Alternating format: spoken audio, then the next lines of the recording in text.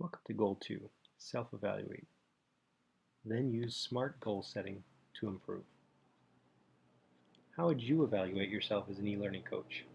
What traits or skills would you like to improve?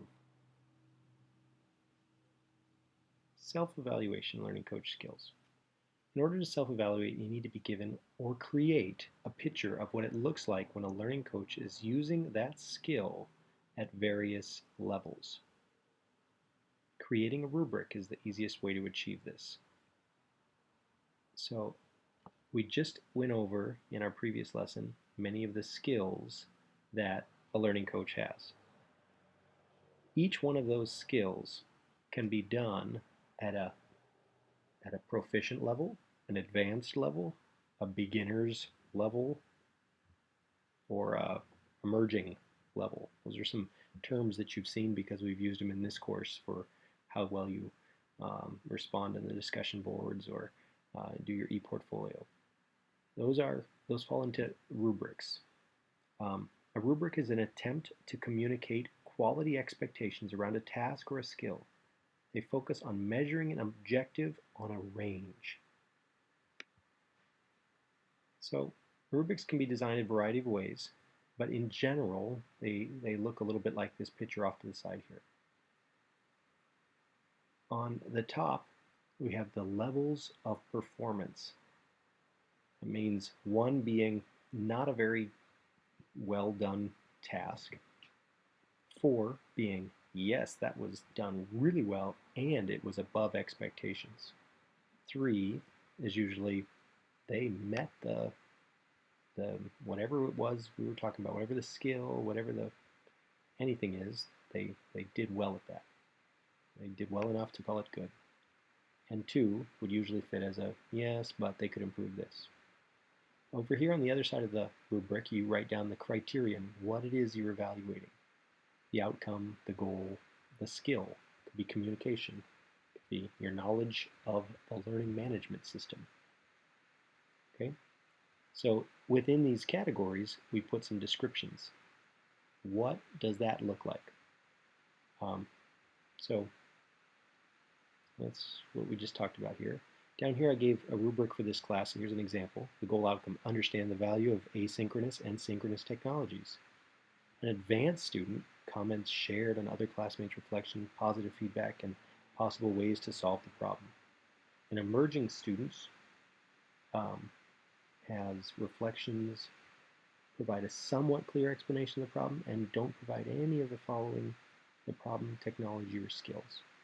So we ranked an emerging person having this kind of skill, an advanced person here. These other two categories are somewhere in the middle. Here's some that I just wrote from our previous topic there. In both of these I set up a little table, gave a spot for the description, and listed advanced and emerging. This first one encourages students to play an active role in solving technology issues. I asked myself, what would it look like for somebody who was really amazing at this?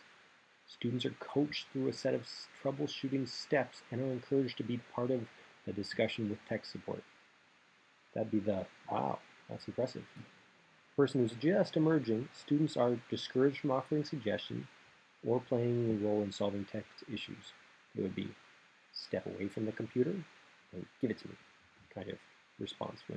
And sometimes you need that, but still, everything else is somewhere in the middle.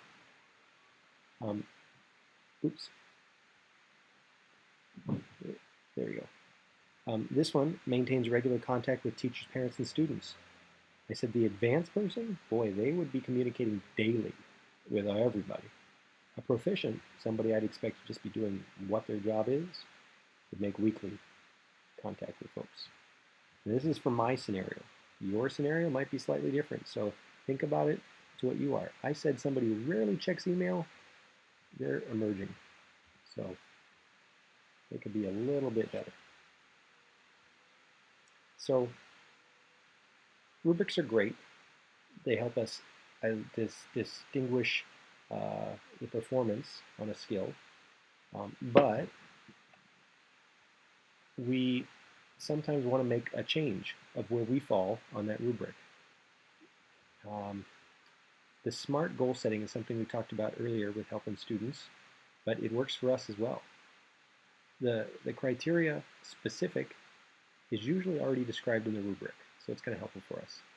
Measurable, this is also kind of described by the rubric. It says, here's how we're going to measure it. We describe what a person can do. Attainable, is this goal reasonable for you?